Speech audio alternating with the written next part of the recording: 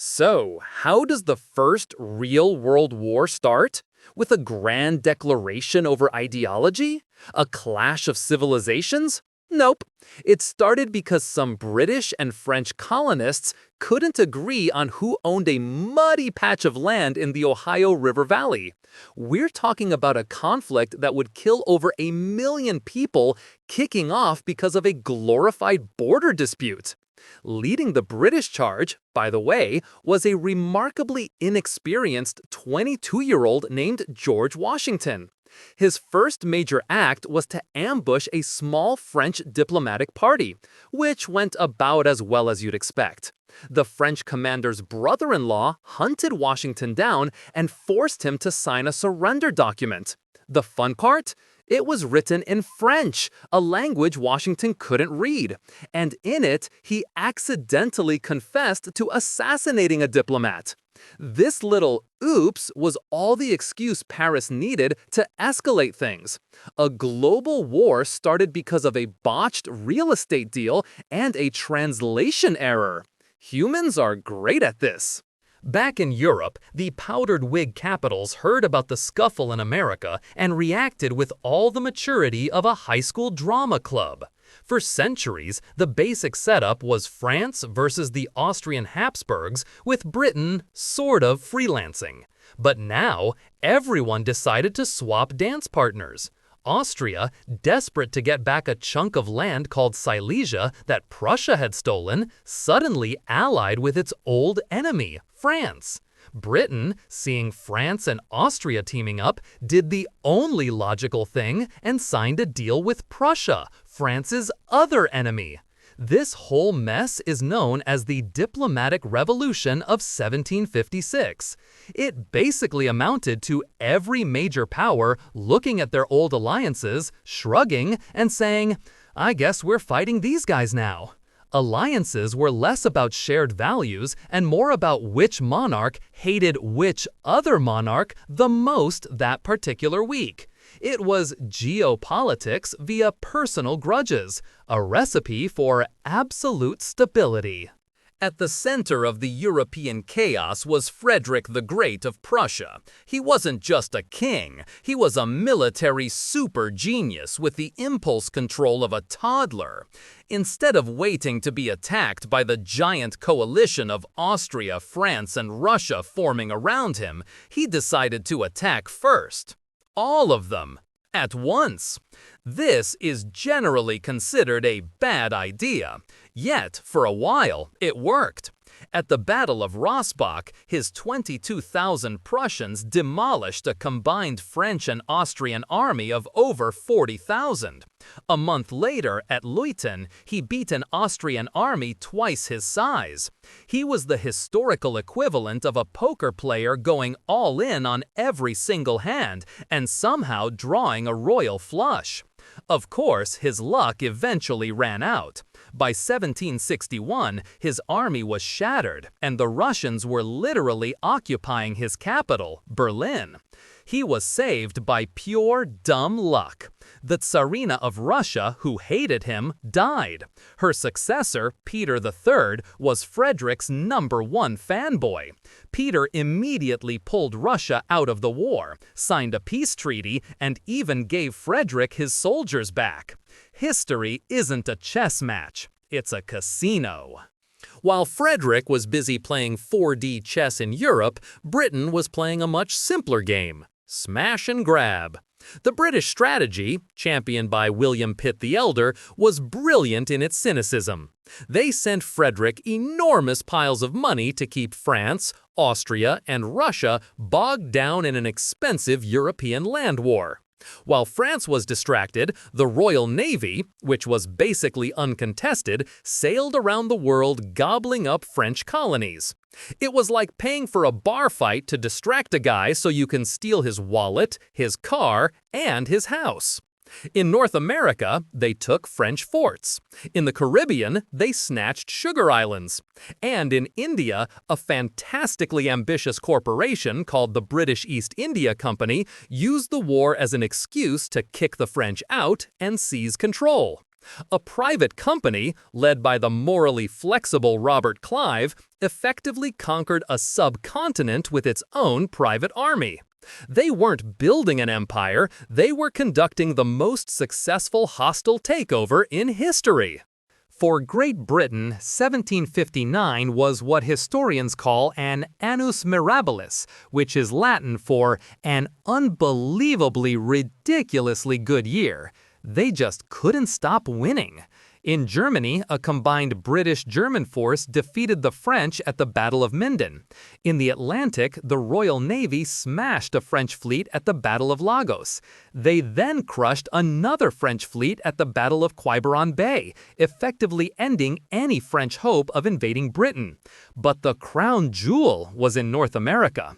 After a long siege, British forces under General James Wolfe scaled a cliff at night to surprise the French and capture the city of Quebec. Both Wolfe and the French commander Montcalm were killed in the battle, which was a very dramatic way to secure the fate of a continent. By the end of the year, France's navy was scrap metal, its colonies were falling like dominoes, and its grand ambitions were in tatters. Britain had effectively won the world. So, why was France failing so spectacularly? They had a bigger army, a larger population, and were arguably the cultural center of Europe. The problem was a complete failure of strategy. King Louis XV was more interested in his mistresses, like Madame de Pompadour, than in the tedious details of global warfare. Policy was often decided based on court intrigue rather than, what might actually work.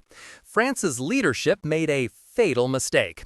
They tried to be the top dog on land in Europe and a global maritime power at the same time.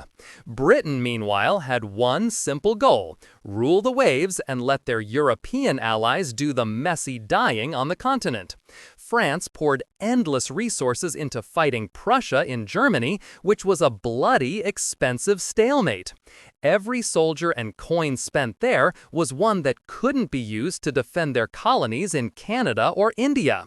They were trying to win two completely different wars at once and ended up losing both. Just when you thought things couldn't get worse for France, their ally Spain decided to jump into the war in 1762. This was like showing up to a fistfight after your friend has already been knocked out and then proceeding to punch yourself in the face. Spain, worried about Britain's growing power, signed a family compact with France. They thought their combined navies could challenge the British. Britain's response was immediate and utterly devastating. They declared war and, within months, the Royal Navy had captured Havana in Cuba. This wasn't just any city. Havana was the most important harbor in the Spanish Caribbean, the hub for all their silver fleets. Losing it was a catastrophic blow. For good measure, another British force sailed halfway across the world and captured Manila, the capital of the Spanish Philippines.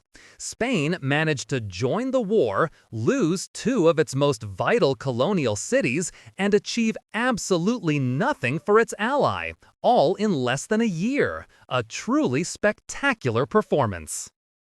By 1763, everyone was exhausted and broke, so they signed the Treaty of Paris.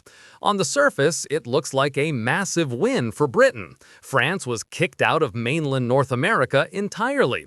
Britain got all of Canada and everything east of the Mississippi River. Spain, as a consolation prize for their terrible performance, got the vast territory of Louisiana from France. Britain also got Florida from Spain. But here's the kicker. France was allowed to keep a few tiny sugar islands in the Caribbean, like Guadeloupe and Martinique. At the time, sugar was white gold. Those two little islands were considered more valuable than all of the vast, cold, unprofitable land of Canada. The French diplomat at the negotiations was perfectly happy to trade a few acres of snow, as Voltaire called Canada, for the immense profits of the sugar trade. So Britain won a massive empire, but France quietly kept its most profitable assets. It was a victory, but a very, very expensive one. Winning a world war is great until you get the bill. Great Britain had just acquired a massive global empire, but it had also doubled its national debt to a staggering £133 million. That's an astronomical sum for the 18th century. Someone had to pay for it. London looked across the Atlantic at its American colonies, which were now safe from the French, and had an idea. The colonists should help pay for the army we're leaving there to protect them. It sounded perfectly reasonable in Parliament. So they issued the Proclamation of 1763, forbidding colonists from settling the new lands they had just won from France to avoid conflicts with Native Americans. Then came the taxes, the Sugar Act, the Stamp Act, a series of attempts to get Americans to contribute to the cost of their own defense. To the colonists, who had enjoyed a century of relative independence, this felt less like gratitude and more like a shakedown. The victory party was over, and the long, bitter argument over who had to clean up the mess was just beginning. And this is where it all connects. The 7 Years' War didn't really end. It just morphed into the next crisis. Britain's attempt to pay its war debts by taxing the colonies directly leads to the American Revolution. No taxation without representation becomes a rallying cry. But who comes to help the Americans win their independence?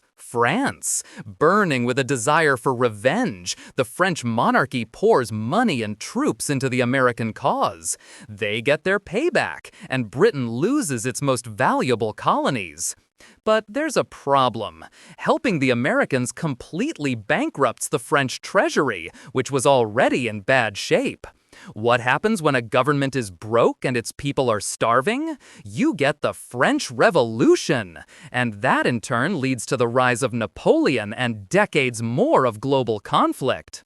So, that petty squabble over a swamp in Ohio, thanks to a cascade of predictable human behavior, arrogance, and financial mismanagement, directly sets off a chain reaction that topples monarchies, creates new nations, and shapes the entire modern world. It's the ultimate historical domino rally. If you enjoyed this video, please like, comment, and subscribe to our channel for more historical insights. Thanks for watching, nerds!